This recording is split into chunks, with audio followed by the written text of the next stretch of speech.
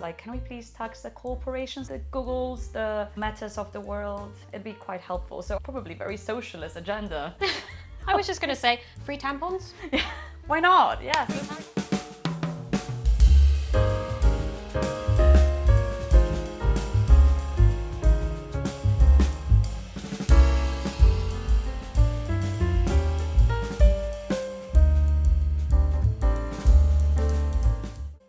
Good morning, good afternoon, good evening. I'm Sam Ellie, and this is Lonely Heroes, the show that shares stories, tips and tricks with those thinking of moving abroad and, yes, well, whoever comes across my channel. Okay, so first things first. My name is Dominika. I am Polish and I moved to London for the first time, oh my god, back in 2011, so that would be, well, nearly 13 years ago. The story actually begins probably in early 2000s when I first visited London as a kid, probably like late primary school, early secondary school. I had just a trip, you know, just to see the city. And at the time I was very much into metal music, goth and all of that. So the whole idea was like, let's go to Camden, which is really funny because it's not very far from here. So just going to all the shops, you know, buying like all the gothic Lolita clothes, shit like that. But obviously what I didn't realize how expensive it was. So I just remember being like, oh, I can afford an earring. Camden's getting more and more expensive, isn't it? It's insane. It's just absolutely insane. But nevertheless, that's where the whole like, oh, let's get all the music from back in Virgin was still a thing, like having Virgin music stores and whatnot. So yeah, it just started there with the fascination of the city. And then it was very much like, oh, I want to go to uni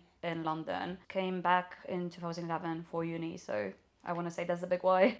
Do you remember what it felt like the first kind of few days of you coming here? I want to say it was also quite interesting because, you know, everybody will tell you that London is just constant rain. By the way, this is not true. It's absolutely not true. The south of England is not rainy at all. Well, comparatively. I want to just go to Wales or Scotland. That's where it's really rainy. London is really not bad at all. Got here and it was one of the most, I want to say, sunny and warmest Septembers. It was like 30 degrees constantly. So I just remember having to buy new wardrobe because immediately I was like, oh, I'm not ready for this. But I was just really excited because Imperial has halls in South Kensington, which is like all the gorgeous museums and all of that. So it was just like, oh my God, I get to live in one of the best parts of London, quite frankly, very close to the Hyde Park. So it was just really exciting and walking around those big, beautiful buildings and just really happy I finally made it. Did you know English before you arrived here? Oh yeah, absolutely. So English is probably even, I want to say it's exactly the same as Polish to me because I started learning English when I was probably like 3 or 4 years old. Okay. So, and then also went to an American school for a few years. So all the subjects always in English, degree as well. So yeah, it was, I want to say, second nature, quite frankly. The British English language is quite different. My accent's got. I was going to say, yes, like, the suddenly. British English language is British. quite different to. I mean, I grew up watching Friends and therefore changed my accent, I think, in certain ways. But do you remember sort of learning slang? I want to say, like, we typically learn received pronunciation, all of that. British English is most common for us. Like you said, also very depends what kind of telly you watch. I do enjoy BBC a lot. So all the crime, TV series, all of that, absolutely loved it. Even watching Sherlock and whatnot. Love a bit of Benedict Cumberbatch. Amen. Penguins. Penguin. So I want to say, like, it wasn't anything new, especially in England. Like, obviously the slang, I didn't pick up as much on it when I was still doing my undergrad. A lot of that came during my master's and PhD in Cambridge. I mostly hang out with crowd in London first that was very international, so all the kids, you know, just spoke whatever English we learned. But then in Cambridge a lot of my friends were English, and so that naturally all the, you know, tossers, all the twads would be like, yeah, I'm here for You it. tosser. Exactly, all of that, absolutely beautiful. I love it. But I also grew up watching Top Gear, the original Top Gear, with my dad constantly, so obviously I knew a lot of slang from there. So it wasn't that much of a culture shock, I want to say. The big surprise obviously came when I visited a friend in Edinburgh and went to a pub and tried to order anything. And obviously the lady understood everything that I wanted, but the opposite, oh my. I literally, I couldn't do Scottish accent for the longest time. Obviously right now it's very, very different. But... Yeah. God, understanding the Scottish accent, I mean, depending on where it is, it's a bit thicker somewhere. I don't know where. Edinburgh is a bit easier to understand for me. Edinburgh is absolutely easy to understand. Glasgow, obviously, quite a bit of a different story. And then as you go north, etc., or east, or wherever, or west, actually, it gets quite a bit different. But that was one of those surprises where you're like, oh yeah, obviously I know the language. But then I would imagine, depending where you go in the UK, like Liverpool, Oh my God, I was just going to say. Birmingham was also a struggle, I'll be honest. Really? Bromley can be tricky. Yeah, my grandpa used to always say, and so I always knew this word growing up, don't tell any porkies, i.e. porcupines, lies, which away from slang itself, it's also like Cockney rhyming slang. I was going to say Cockney. Such a bizarre notion. Do you like tea?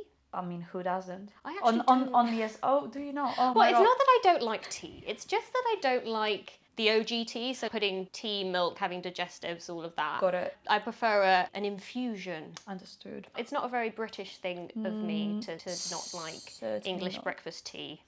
That one I can understand, but a good Earl Grey. I'm not a fan of Earl Grey. See, so for me, all. English breakfast, I will understand not being a fan of, but Earl Grey, I want to say one of the better ones, I think. No, I'm more of a green tea, chamomile in the night, Amen. rooibos for like Rooibos, lady yeah. issues. No, of course. Mint tea, always. Huge fan of tea, but it also probably comes from the fact that it's just, I drink a lot of coffee, but I drink coffee up to pretty much 4 p.m. and then I have to switch to something. So Yes. probably coffee would be my preference, but a huge tea fan, especially given the lovely variety we've got.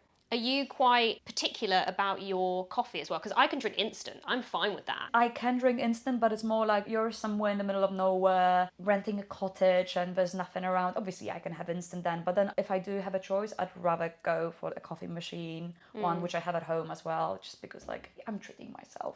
Treat yourself, as they say. Of course, but probably if you're asking me about tea is probably how I take it, right? With milk or not. Yeah, sure, all right. I'm guessing. If you drink it without milk, it looks weird. Yeah, a bit dirty, no? So Yes. I see your point, and I can drink it with or without. I've got no strong preference, but English breakfast I would take with milk. Earl Grey, probably depending on quality, and this is the really fancy part of me being like, oh, if it's good quality, I don't need the milk. You went a bit posh there as well. Oh yes, if it's bad quality, I'll stay away from it. Yes. A little bit. Yeah, you have been here for 13 years, so if you do pick up a little RP, Yeah, I wouldn't be too surprised. Delectable to see you again. But how quaint. I think that's from My Fair Lady. You might have noticed that London is a very big, bustling city, and with that, weirdly, comes some sort of isolation and loneliness because I don't know what it is about cities where it's huge and there's just a lot going on creates this feeling of isolation a lot with some people. Has that been your experience? And if so, how do you combat that?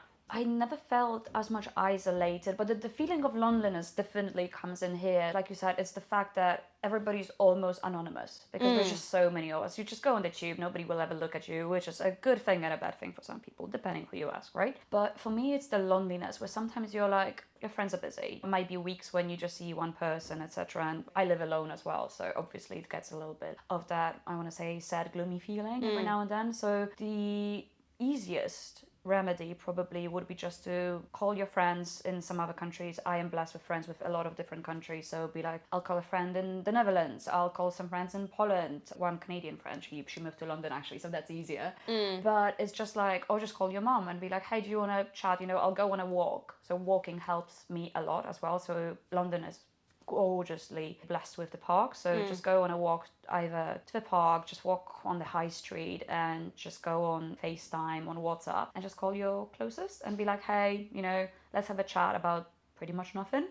But it does help a lot with that feeling, I want to say, that overwhelming feeling of like, it's just me in this huge city. I actually have a friend who made friends when she first moved here through apps. I think it's Bumble where you can set it to friends or boyfriend or yeah. It's a great way to meet people. I mean, obviously a lot of people associate apps with dating apps, but she literally, first of all, she had a boyfriend at the time, so she just used it, and now she has a group of friends all from different parts of the world that use this app and are friends because of it. And I think that's very modern but very lovely way to beat that sort of lonely feeling. I'm kind of impressed with that, if I'm honest. Like, it's a great idea, but also the fact that you put yourself out there. because I'm not sure whether I could. So for me, it was like I lived in London, then I left for a few years in Cambridge, and then also did a year in Japan. Came back to London around lockdown, so obviously trying to reconnect with all the people who still might be here. A lot of them left. But that very first initial feeling being like, do I need to actually go on apps, like you said, or try to find, like, I don't know, maybe a hobby circle, right? Something like that, because where do you find those people, especially in lockdown? Yeah. It's a big election year across the world, including the UK. If you were Prime Minister, what would be the first thing you'd enact? This is a funny question you should ask, because 2 weeks ago when we were on holiday we had exactly this conversation. Oh, really? Yep, it's actually quite funny. A part of me, just because I'm very much pro EU, a part of me would say like I would like to rejoin the EU, but it's not as easily done as said, obviously.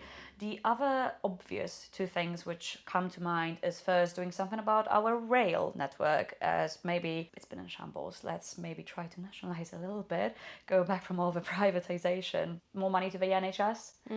Some of the obvious ones. And then the third one is probably, that would be every country, is like, can we please tax the corporations, the Googles, the Metas of the world? It'd be quite helpful. So probably very socialist agenda.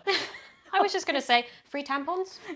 Why not? Yeah. Free tampons? That's what Scotland did, didn't they? They should have. All of the female hygiene products are free in Scotland, I think. Every shop, well, restaurant or whatever, they have to provide it in the bathroom for free. I think so. Airplanes as well, they do that now. You know, I Bless. tend to just hoard them because I'm like, you know what, I shouldn't have to pay for it. It's not something that I'm in control of. Like, Amen. oh God, ladies' troubles. Amen to that. Do you have any regrets in terms of when you came here? I don't know whether you thought to yourself, I could have done this differently. I could have perhaps not moved, insert place you moved. What would you say to people who may be thinking about moving to London? Not sure, maybe now would be a good time now that we've got a new government in. I don't know. How was your experience? You know, after Brexit, the UK got a lot of bad reputation, and I don't want to say completely undeserving, but a little bit unfair. I still think, you know, when it comes to the big cities, it's always difficult to separate the city from the country, but you sometimes have to, right? London is not like the rest of England, let's be very fair. And London, I want to say, if you like a big city, you're going to feel very at home, because there's such a mix of even small towns within London, right? Every part of London has a very different character. You're gonna find something that you like. Quite frankly, I've never regretted it. I've been very happy in the west of London, so that's where I lived pretty much ever since I moved here. You live in West? Yes, so very far from where we are right now. Yeah, it's weird. North to west, something to do with the way the tube works. It's quite hard to get there if you're not in a car. You have to go to the central To go and out then again. to even go up. Yeah, It's always tricky. Well, relative, a bit easier, but just north-south is probably the easiest Yeah. tube-wise. Exactly. No, it's absolutely true. The only way you can get to the north more easily is overground, but obviously overground is not everywhere where you want it to be. But at the end of the day, we have a lot of tubes. If you are considering it, I think it's a good idea to give it a try. A lot of my friends stayed here. Even if you live here for a few years, which is what the Canadian friend I mentioned, so they want to do. They then have moved back to Canada for a little bit, and now they're in London. They want to give it a try for a few years. The plan is never to stay here forever, but to just, you know, get an experience of what's it like working in Europe, and then also get the opportunity to travel around Europe, which is also a big sell, I want to say, for everybody who's not European. And yeah, just go back to Canada and take it from there. Whether you like it or not, that's a little bit more of a, well, personal. Try it before you buy it, you know. A little bit. Kind of. A little bit. Although you wouldn't be buying, I guess, unless you're filthy, filthy rich. Try it, maybe rent it, and then go back if you don't like it. Yeah, I should really follow that advice, because I'm so close to so many European countries and I've just not really taken that much advantage of it. Obviously, I have my whole life to do it, but there are people that come here for the sole purpose of, oh, I'm from Australia and it's so difficult to visit Europe. But yeah, it's like at my fingertips. It's a good point well made there. There you go. Yes. Every day you learn something. Yes. Love it. This has been Sam and Dom, all the way from Poland. You never said where you were from in Poland, Oh, though. shit, you're right. The North, a Tri-City. Queen of the North. Amen. Sorry, where did you say you're from? Do you know where Tri-City is? Gdansk, Gdynia, Sopot. None of it. Okay. None of it at all. The biggest part in the North is the Tri-City area. You know, like metropolitan. Dom from the north of From Poland. the North, yeah. From the north. Can we go with Dom from the North, please? Dom from the north. Thank you for watching and have a good rest of your day.